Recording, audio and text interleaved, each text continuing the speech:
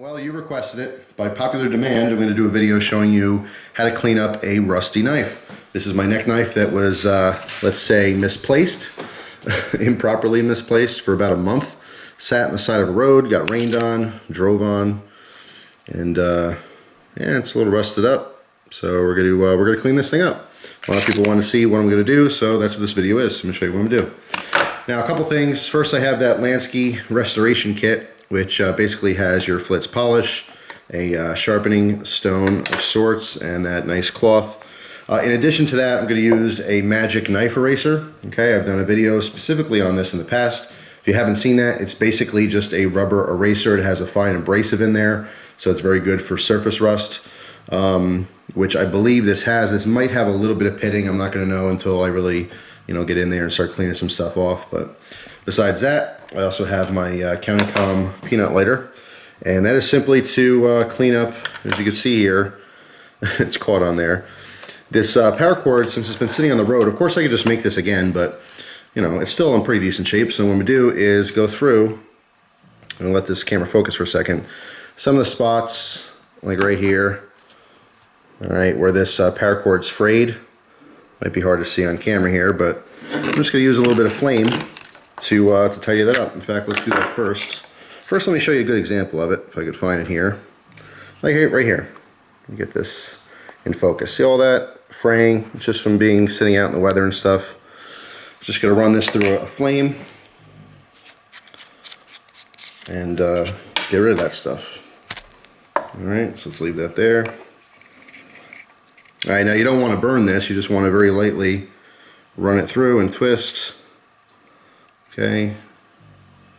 Again, this is just going to basically burn any of those frayed spots. Alright, just kind of tighten up a little bit. Alright. Kind of looking it over here. And that pretty much did it. Oh, one more little spot over here. Okay. Alright, so that's it. That's all I have to do for, as far as the sheath, I'm not going to show it on camera, but what I'm going to do is I'm going to rinse this very thoroughly because there's all kinds of grit. Some of that surface rust is in there, some dirt. So I'm going to rinse this thoroughly, blow into it to get all that moisture out of there. Then I'm going to actually put some Q-tips in there to get any more moisture that's left in there. And then finally I will let it completely dry. Last thing you want to do is have any kind of moisture inside your sheath, because obviously it's just going to rust up again once I store it.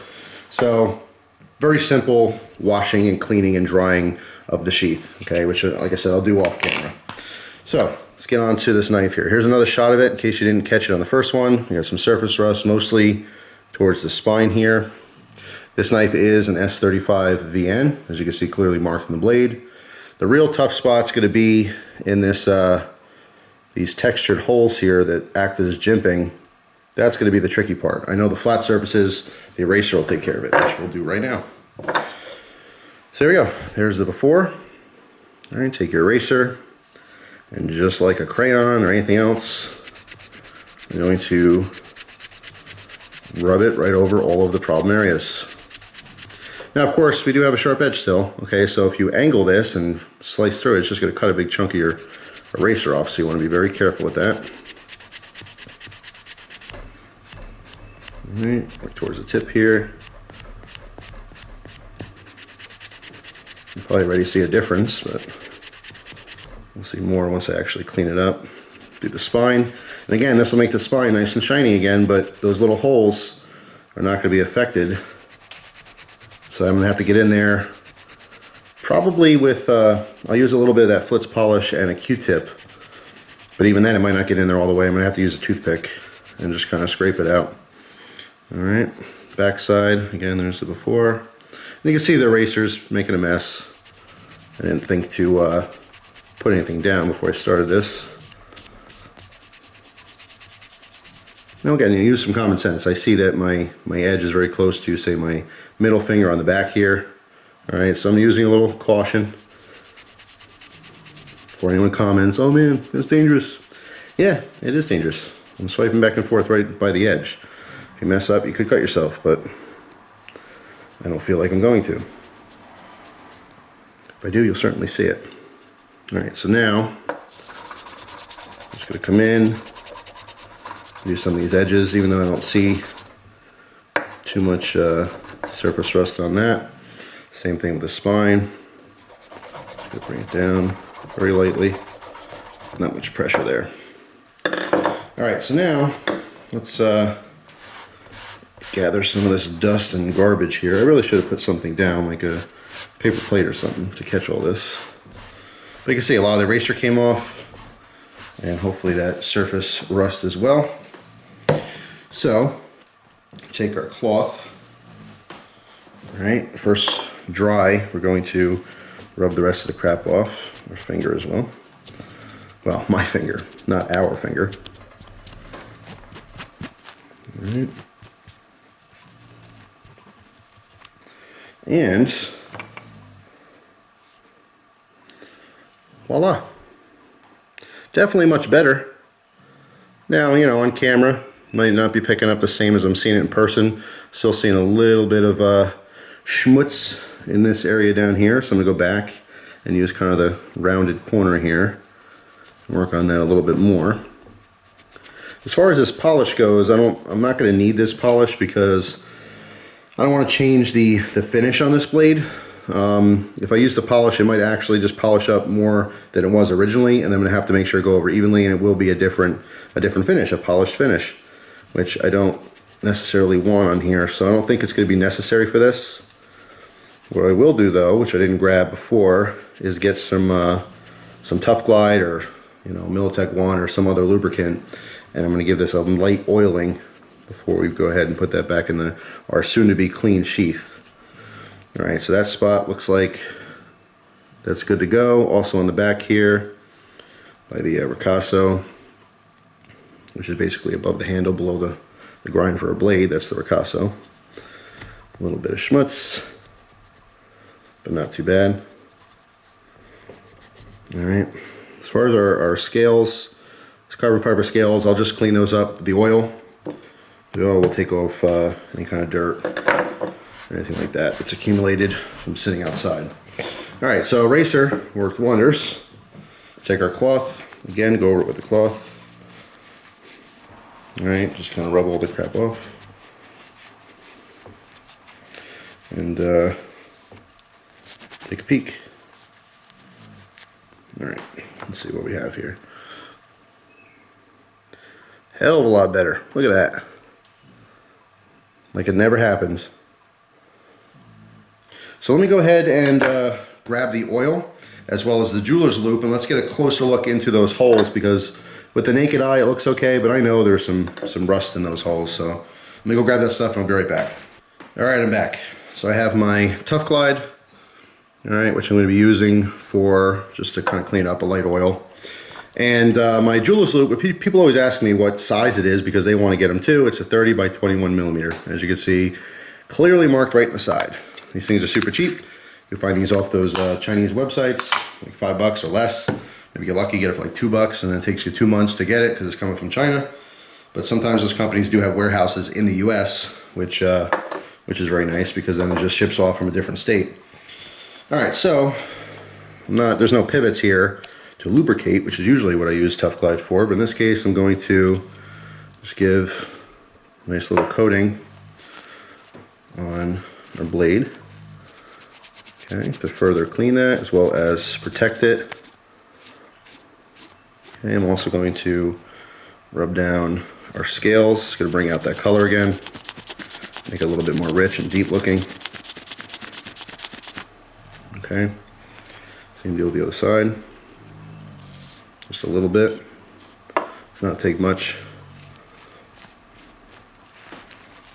And again, same deal with our scale.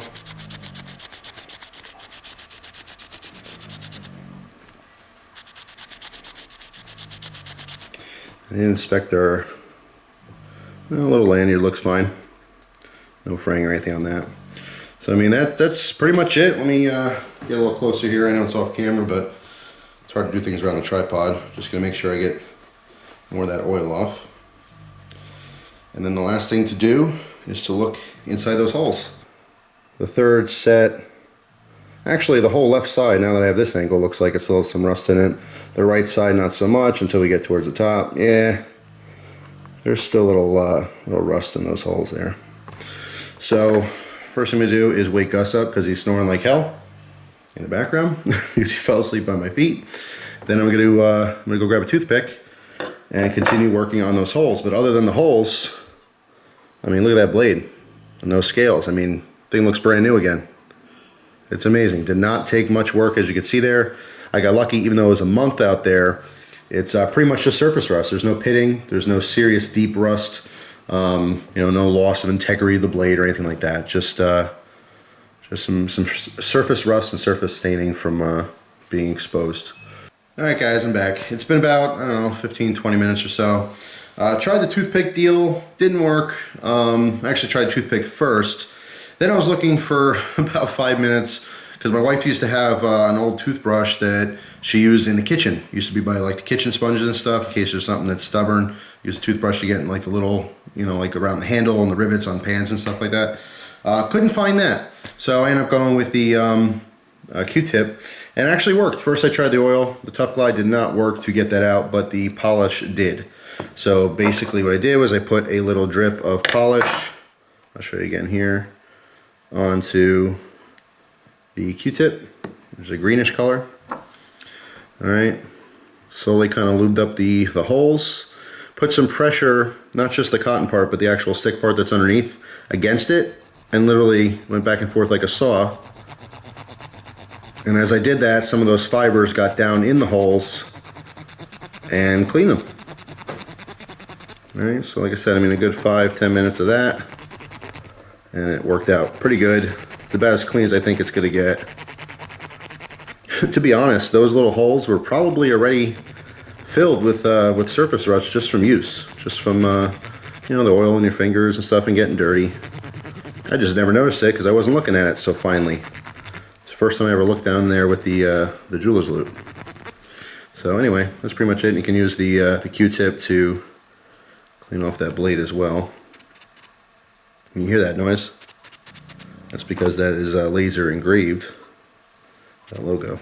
All right, so it's actually a little bit too much oil for my liking, so I'm gonna use that rag, quick wipe on either side, and we should be golden. Cleaned up the sheath, like I said before, just used very, very lightly soap, like barely enough soap to even make any bubbles, but just rubbed the outside pretty good, rinsed the inside, blew it out, dried it as best as I could.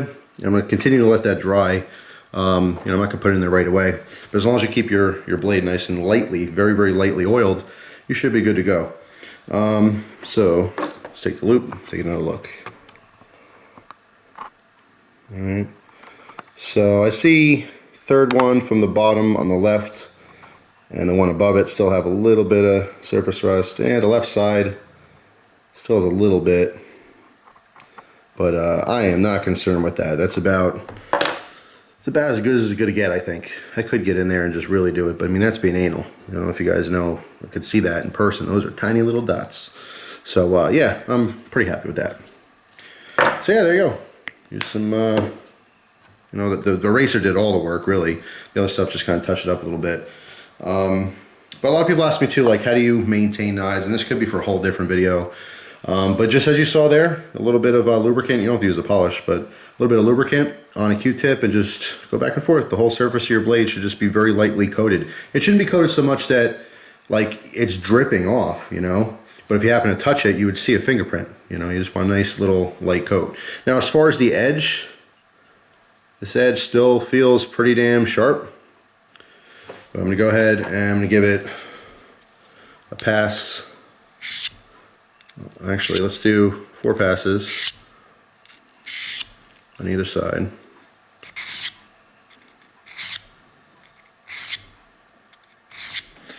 Give us a nice little bit of a toothier edge because it was a very fine edge before. Alright, well, let me go grab some paper. Alright, so I grabbed some paper here, do a quick little cut test. As you saw before, just a couple passes, I think it was 4 on each side with this Dia-Sharp, the DMT stone. That's what came in the Lansky kit.